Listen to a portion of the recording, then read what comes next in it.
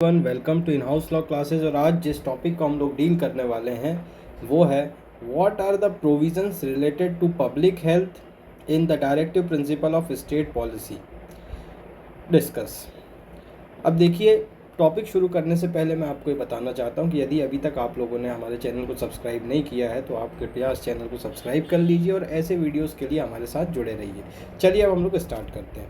देखिए, जब ये क्वेश्चन आएगा सबसे पहले आपको सिनॉप्सिस लिखना है, उसके बाद अब हम लोग को आंसर के अंदर क्या चीज़ें लिखना है वो हम लोग देखते हैं। देखिए, पब्लिक हेल्थ जो है एक नेशन के डेवलपमेंट के लिए बहुत इंपॉर्टेंट चीज़ है और वो पॉपुलेशन के हेल्थ को रेफ़र करता है, ना कि एक इंडिविजुअल की हेल्थ को। इंडिया के अंदर कॉन्स्टिट्यूशन में पब्लिक हेल्थ को बहुत इम्पोर्टेंस दी गई है डीपीएसपी के ज़रिए, जो कि स्टेट के ऊपर एक ड्यूटी इम्पोज करता है कि आप लोगों के वेलफेयर के लिए काम करेंगे, पॉलिसीज़ बनाएंगे। ऑल्दो डीपीएसपी जो है नॉन जस्टिसिएबल है कि आप कोर्ट नहीं जा सकते उसके लिए, लेकिन ये फंडामेंटल होता है गवर्नेंस में और स्टेट को गाइड करता है लॉज बनाने के लिए और पॉलिसीज़ बनाने के लिए पब्लिक हेल्थ के रिगार्डिंग।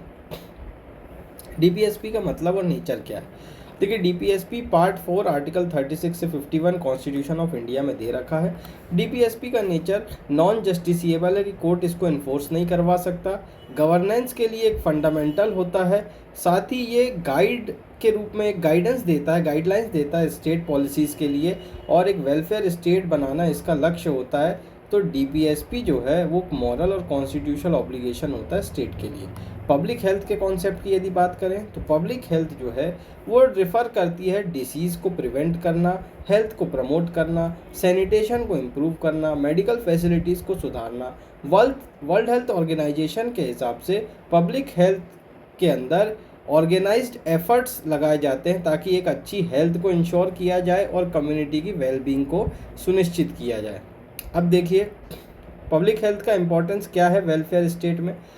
वेलफेयर स्टेट में हेल्थ जो है कलेक्टिव रिस्पॉन्सिबिलिटी होती है, इकोनॉमिक प्रोडक्टिविटी के लिए एसेंशियल होता है, सोशल जस्टिस और इक्वलिटी को ये प्रमोट करता है और ह्यूमन डिग्निटी को ये इंश्योर करता है। इसलिए पब्लिक हेल्थ जो है वो नेशनल डेवलपमेंट के लिए एक बहुत इम्पॉर्टेंट चीज़ होती है। अब पब्लिक हेल्थ से रिलेटेड कॉन्स्टिट्यूशन के डीपीएसपी में कौन कौन से प्रोविज़न दे रखे हैं, तो सबसे पहला आता है article 38 promotion of welfare state. देखिए, स्टेट जो है वो पीपल के वेलफेयर के लिए काम करेगा, इनइक्वालिटीज़ को मिनिमाइज़ करेगा, और ये पब्लिक हेल्थ के रेलेवेंट होता है क्योंकि इकोनॉमिक इनइक्वालिटी यदि कम होगी तो हेल्थ केयर को अच्छा एक्सेस दिया जा सकता है और इकोनॉमिक इनइक्वालिटी को कम कर सकते हैं। साथ ही साथ हेल्थ रिसोर्सेज का भी, हम इक्वल डिस्ट्रीब्यूशन ऑफ रिसोर्सेज का कॉन्सेप्ट पढ़ते हैं, तो उसमें जो हेल्थ रिसोर्सेज हैं उसको भी इक्वली डिस्ट्रीब्यूट करिए।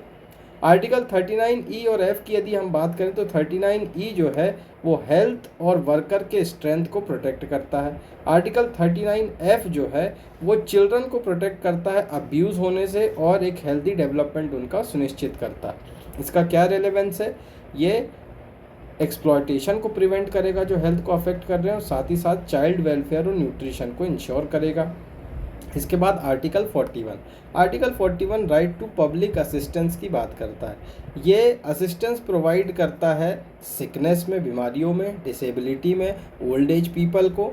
तो इसका क्या रिलेवेंस है? ये रिकॉग्नाइज करता है स्टेट की रिस्पॉन्सिबिलिटी कि आप जो है हेल्थ केयर सपोर्ट अपने लोगों को देंगे। Article 42 just and human condition of work, ये प्रोवाइड करवाता है एक सेफ वर्किंग कंडीशन कि किसी व्यक्ति को डेंजरस कंडीशन में काम नहीं करना पड़े, उसको जो भी सेफ्टी के लिए जो भी मेजर्स ले सकते हैं वो मेजर्स उसको दिलवाए जाएंगे। साथ ही साथ मैटरनिटी रिलीफ, तो इसका क्या रिलेवेंस है? ये मैटरनल हेल्थ को प्रोटेक्ट करता है और ऑक्यूपेशनल सेफ्टी को इंश्योर करता है। आर्टिकल 43 लिविंग वेज और डिसेंट स्टैंडर्ड ऑफ लिविंग की बात करता है, डिसेंट स्टैंडर्ड ऑफ लाइफ की बात करता है।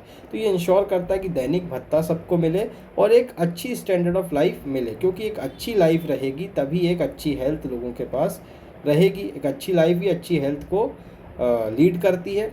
आर्टिकल 47 स्टेट की ड्यूटी पब्लिक हेल्थ को इम्प्रूव करने की बहुत इंपॉर्टेंट चीज़ है। स्टेट जो है वो लेवल ऑफ न्यूट्रिशन को बढ़ाएगा, पब्लिक हेल्थ को इम्प्रूव करेगा, और जो हार्मफुल ड्रग्स और इंटॉक्सिकेंट्स हैं तो हार्मफुल ड्रग्स और इंटॉक्सिकेंट के कंजम्पशन को प्रोहिबिट करेगा।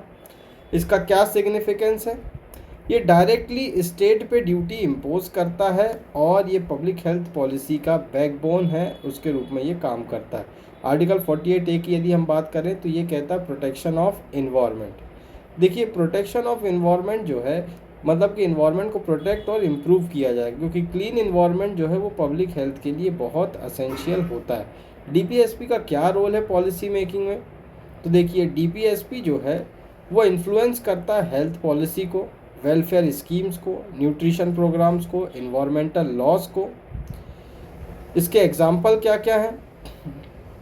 National health mission, food security schemes, sanitation initiatives.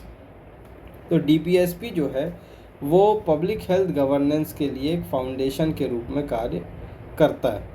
Judicial approach क्या रहा है डीपीएसपी और पब्लिक हेल्थ का? तो सुप्रीम कोर्ट ऑफ इंडिया जो है वो डीपीएसपी को फंडामेंटल राइट के साथ पढ़ता है और आर्टिकल 21 को एक्सपांड किया गया जिसमें हेल्थ जो है उसको भी इंक्लूड किया गया। Important case Paschim Bengal Khet Mazdoor Samiti versus state of West Bengal. Paschim Bengal Khet Mazdoor समिति होना चाहिए वैसे तो। स्टेट जो है वो एडिक्वेट मेडिकल फैसिलिटीज़ प्रोवाइड करेगा। Consumer education and research centre versus Union of India, इसमें बोला राइट टू हेल्थ जो है वो फंडामेंटल राइट है। Bandhua Mukti Morcha versus Union of India, workers के हेल्थ को भी प्रोटेक्ट किया जाएगा। तो डीपीएसपी जो है वो इनडायरेक्टली आर्टिकल 21 के जरिए इन्फोर्स हो रहा है। अब कुछ चैलेंजेस जो इसमें हैं, ये एक नॉन जस्टिसिएबल नेचर का, कि आप डायरेक्टली जो है इसको इन्फोर्स नहीं करवा सकते।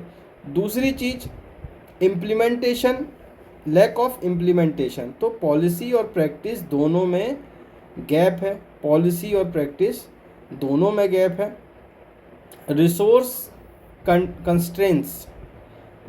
कंस्ट्रेंट्स यानी कि लिमिटेड बजट है हेल्थ केयर के लिए। इनइक्वालिटीज़, रूरल अर्बन डिस्पैरिटी, कि भाई रूरल एरिया में और अर्बन एरिया में उतना प्रॉपरली जो है वो चीज़ें पहुंच नहीं पाती। और environmental issue, pollution affecting health, pollution जो है वो हेल्थ को अफेक्ट कर रहा है। तो कंक्लूज़न यही है कि डीपीएसपी जो है वो एक कॉम्प्रिहेंसिव फ्रेमवर्क प्रोवाइड करता है पब्लिक हेल्थ को प्रमोट करने के लिए इंडिया में। और जो प्रोविज़न्स हैं जैसे कि आर्टिकल 38, 39, 41, 42, 43, 47 और 48A, ये कलेक्टिवली जो है ड्यूटी इम्पोज करते हैं स्टेट में, ताकि एक हेल्थ को इंश्योर किया जा सके और सिटीजन्स के वेलबींग को मेंटेन किया जा सके। ऑल्दो ये नॉन जस्टिसिएबल नेचर का होता है, लेकिन डीपीएसपी ने सिग्निफिकेंटली इन्फ्लुएंस किया है लेजिस्लेशन को और जुडिशियल इंटरप्रिटेशन को, स्पेशली आर्टिकल 21 के एक्सपांशन से। तो इफ़ेक्टिव इम्प्लीमेंटेशन यदि इन प्रिंसिपल्स का होगा तो एक अच्छी हेल्दी लाइफ और एक सोसाइटी के वेलफेयर के लिए अच्छे तरीके से वर्क किया जा सकेगा। सो आई होप आपको वीडियो अच्छा लगा होगा। Thank you so much and don't forget to subscribe our channel.